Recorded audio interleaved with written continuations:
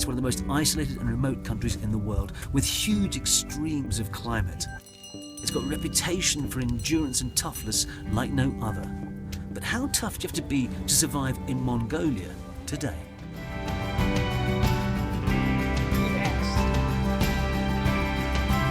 I'm travelling from the extreme north of the country, through the capital Ulaanbaatar, and then southeast towards China, on one of the world's most legendary trains. This is the restaurant car. Look at this. To the Gobi Desert, where I'll test my own virility in one of Mongolia's 3 so-called manly sports. And I was okay until just now, but the guy before was dislocated his arm, freaking me out a little bit. It's not going to be a walk in the park.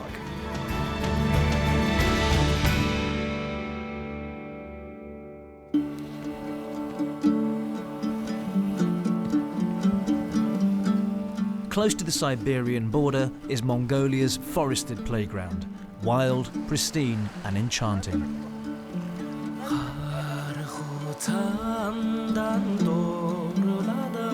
Recently, more people from the cities have started coming here in the summer, hoping to spend time with these magical creatures. Hello. How are you? So these are your reindeer? But they didn't get here by chance. This herder's walked 370 kilometers from his home to make money from the tourists. It's a tough journey, one he'd rather not have to make.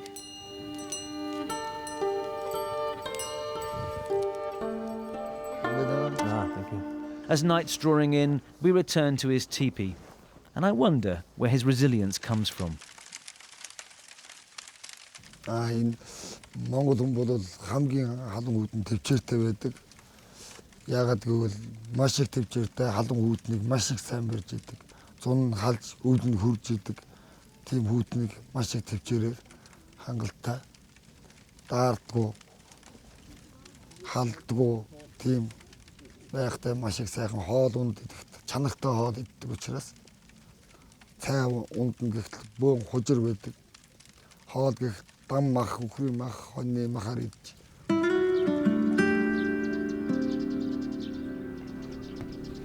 An early rise the next morning and onward on my mission to uncover the secret of the Mongolian powers of endurance. Until just a few years ago, there was no electricity in this region, and there is still no running water.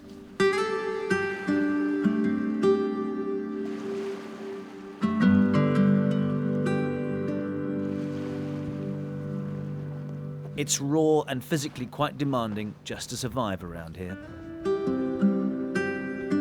But impressive.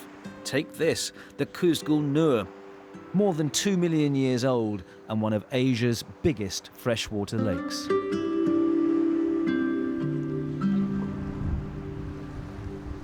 Hi, Jan. Thank you. Take my hand. Yep. Step right there. Yeah, perfect. And you're on. Excellent. Excellent. So, a day out in the lake. Shaping up to be a great afternoon. Let's do it. Fantastic. I absolutely love this place. It's wild nature at its best.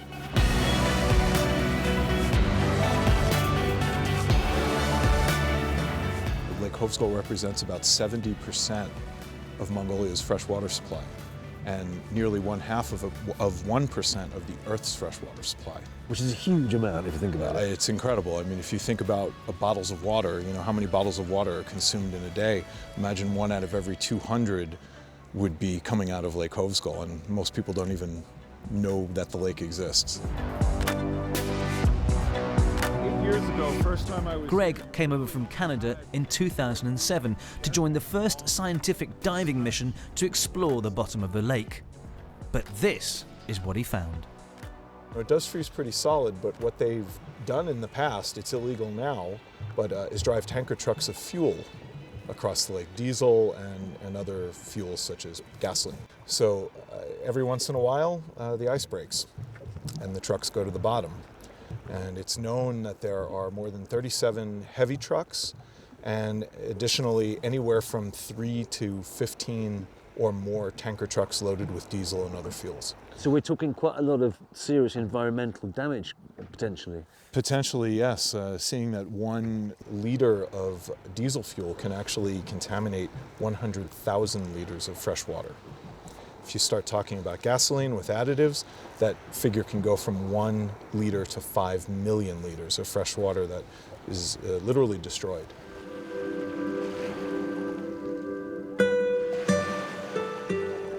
Great ride. Thank you. Glad you enjoyed it. Yeah, so I'm going to... There we go. So I say goodbye to the lake, knowing I face a 10-hour drive south to my next stop, the capital, Ulaanbaatar.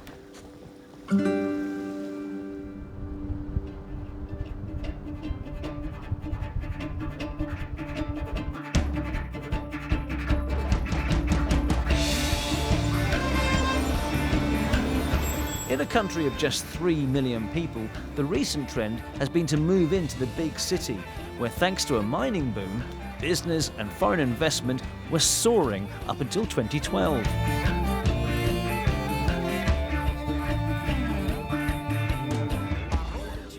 And although growth has slowed, you can sense a good humour in the air. Thank you. It's so hot today. It's 7 p.m. and it's about 35 degrees. And then in the winter, it goes to the complete opposite, like minus 30.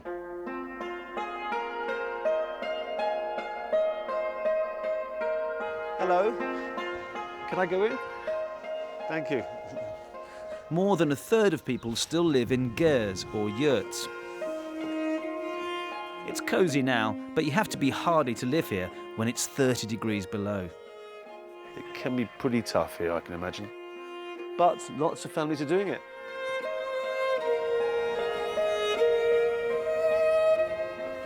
While Mongolia was never part of the Soviet Union, in the 1920s it became the world's second communist state and maintained very close links with its comrades from over the border. Tourism here was extremely limited until Mongolia's democratic revolution in 1990, and these days it's much more accessible.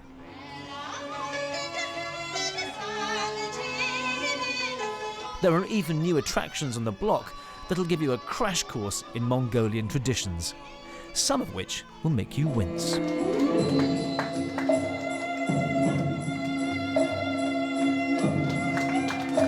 There's no better example of the traditional Mongolian traits of sheer strength and resilience.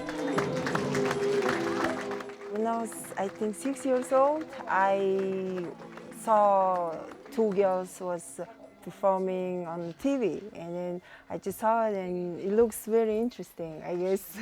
And I told my mom to take me to, I want to do this, and then she take me to state circus, and I auditioned, and then I start.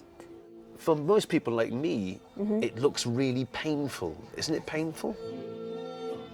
Right when I started, it was really, really painful. Every day stretching, I was crying months, and now it doesn't hurt that much. Like if I overdo it, it does pain a little bit. And you really do have joints, do you? You have joints and I bones? do. Wow. Just a normal human being. Just normal human being. Yes. Actually, a little bit superhuman, if you ask me.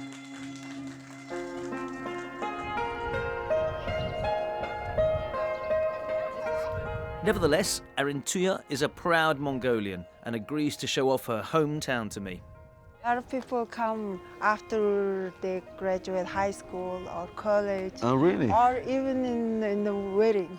And after the wedding? Yeah, after the wedding, they come with the family and take a picture. This place is the Rajan Monument, a relic of this country's once close relationship with the Soviet Union and a memorial to its soldiers killed in World War II. And this is why they come, because it's fresh air, it's high, and you have a great view. View of Ulaanbaatar. Tell me one thing. I have noticed already on my journey that the people here are very tough. The men are very strong and tough. In the city, is that the same too? In Mongolia, the women are more tougher than men. They're more tough than the men, yes. wow. In Ulaanbaatar, a lot of big, good business People, yeah. people. Most of them is a woman. So the women are the good at business. Yes, and then a lot of women, they take care of the whole family, and And the business yes, as well. I think definitely women are more stronger in Mongolia.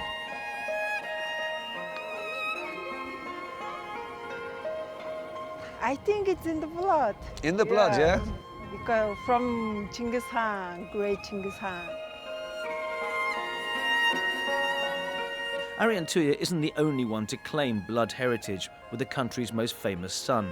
The communists managed to largely airbrush him from history, but ask around today and pretty much every Mongolian you meet will claim they're descended from Genghis Khan.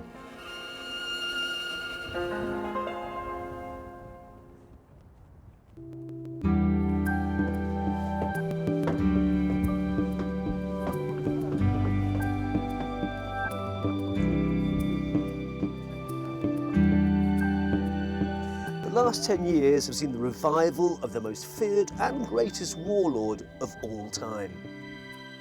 And there's no better illustration of the status of Genghis Khan in Mongolia today than this.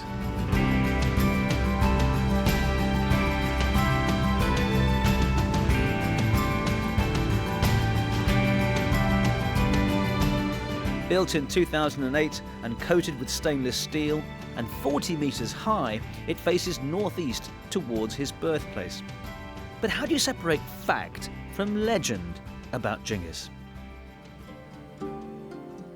Genghis Khan's name was actually Temujin, and he was born to a nomadic family in around 1162. After a tough, dramatic childhood, he managed to form enough alliances to raise an army and soon began taking over neighbouring tribes. By the age of 44, he'd united all of Mongolia's tribes and was crowned universal ruler, or Genghis Khan. He used spies extensively, established a fast, efficient means of communication, and showed no mercy to the people he defeated. Tactics which saw his armies conquer northern China, Central Asia, and Persia. He died in his 60s when it said he was thrown from his horse. But his descendants went on to conquer everywhere from Beijing to the Balkans. But there's something bothering me. Should a mass murderer really be lionized like this?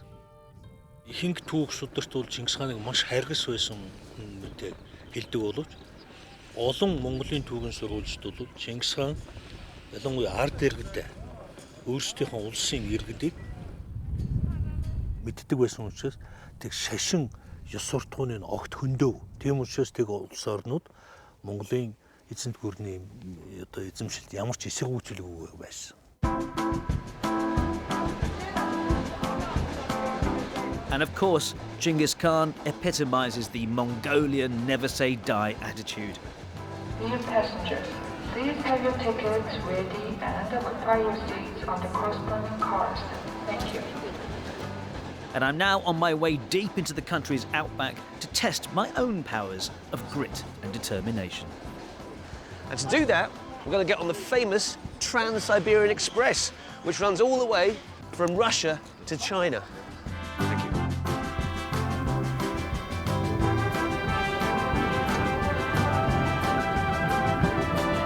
It's a 5-hour journey to my destination near the border with China. Although I could have taken this train all the way from Moscow to Beijing over 6 days if I'd wanted.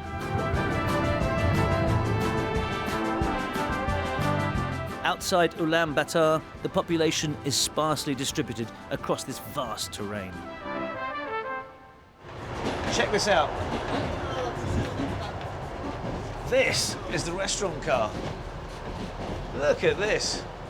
Fantastic. Lovely carvings. Gold curtains. Let's see what there is for food. Can you tell me what we can eat here? The food. Breakfast. Yes. Breakfast, omelette, bread, butter, jam, tea, coffee, juice. Breakfast. Okay. Lunch, salad, soup, beef, bread, goat, beer juice water. Beer, juice, water. Okay, and anything else in the evening? Dinner time? Dinner? Jams. Jam. Jam. It's like a scene from a bygone era. And while the staff take a break, I go wandering to see who my fellow passengers might be. Hello. Hello. How are you? Good. So tell me, where are you from? We are from Singapore. This train is legendary. It's the Trans-Siberian Railway line. Yes. What do you think? We love traveling on the so-called such a legendary train. Yeah. This train also is very important for military supply. Yeah. Yes. For military supplies, yeah. Yes. That's. I think it's one of the longest train in the world. Yeah, I think it's the longest rail line in the world, yeah. In fact, this is actually one of our highlights in our tour. Yes, to travel on this train for one night. And it is something very, very different. 20 some hours on the train. Very different, very different. And I think it's good. It's a very good experience for us. And so deep into the desert we go, bleak, harsh and mesmerizing, to our destination, Senchan.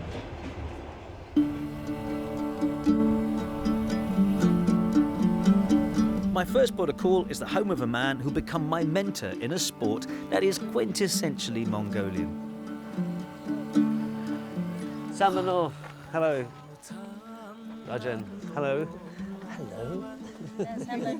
Sambano. Sambano. Idrahu. Rajan.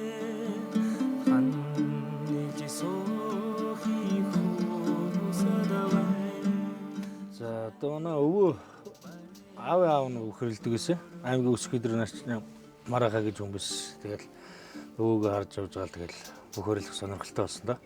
За бөхөрлөлтний гэдэг чинь бол бас нэг ирүүний бас нэг сайхан чанар л да. As his wife, how do you feel when you see him wrestling? Do you worry about him getting injured? Яг тэгээд нөө барилгаа гарахаар нь ер нь бэртгүй гэхээсээ илүүтэй яг нэг ойч гол ямар нэг мих хийгээл унахаа ч юм уу нэг янз бүр болно ш. Тэгэхээр нь л өөр ирэхгүй гэл дуу алдаад босоод ирнэ. And now down to the nitty-gritty, the art of combat, Mongolian style. Where there are no weight divisions, so the biggest are often the best. Okay. So before that, you have to faster. My translator helps me to get to grips with the strategy. Yeah, pushing that hand and then I could get this one down and then do this one second, and then he's I've got both hands. How am I swinging him? Use your elbow to open. Like that. Okay. So this goes down, this goes up, and I go for which leg? This leg? After several hours of quite intensive training, it feels like I'm suddenly getting it. Yeah. But I'm still under no illusion it's going to be easy. So after all that, how do you feel about tomorrow? My main worry is that I fall really awkwardly and injure myself, if I'm being absolutely honest, because I'm not going to get anywhere near average, even basic standard. So his advice, last advice, was very important. That relax your body today, have a really good relax, then your body will be loosened up.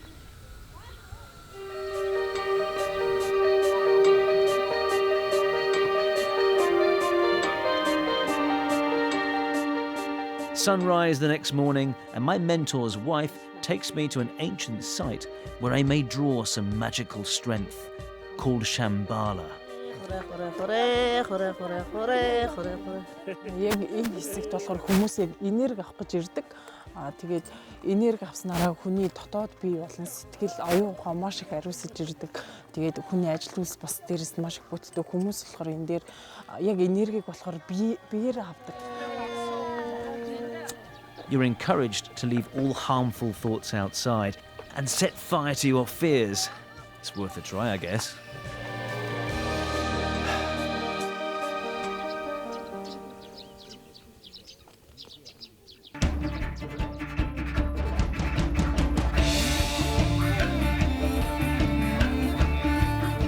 So here we go.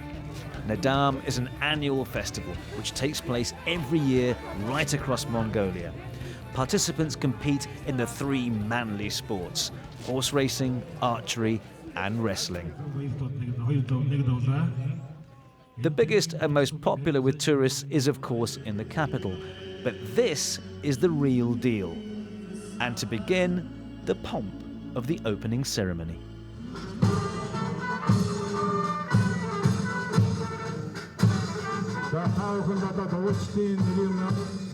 I spot my mentor. Idre, how are you? Amjad, good luck. And Idra is one of the first to compete. The match is won whenever someone falls to the ground or anything but the soles of the feet or hands touch the floor.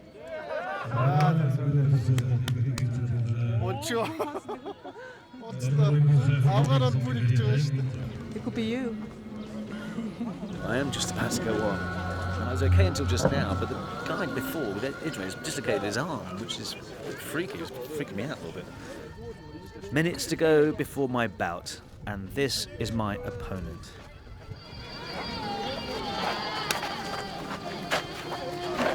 The one tactic Idre taught me doesn't really work. And from that moment on, I'm in a bit of trouble.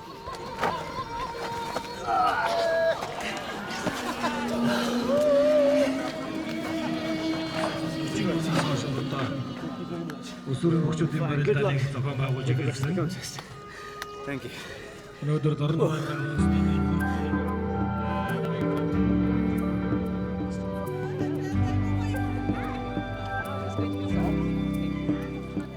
Well, I didn't win, but I think I took defeat like a man. So I set off on a quest to emulate that unique Mongolian spirit of resilience that's been forged over thousands of years.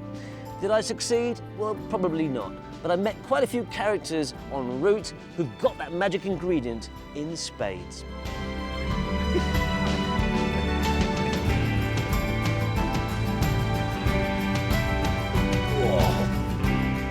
These are rapidly changing times for Mongolia, and for its nomadic people, a case of adapt or die. I think they're going to need all their Buddhist stoicism and their warrior-like determination to survive. I think they will.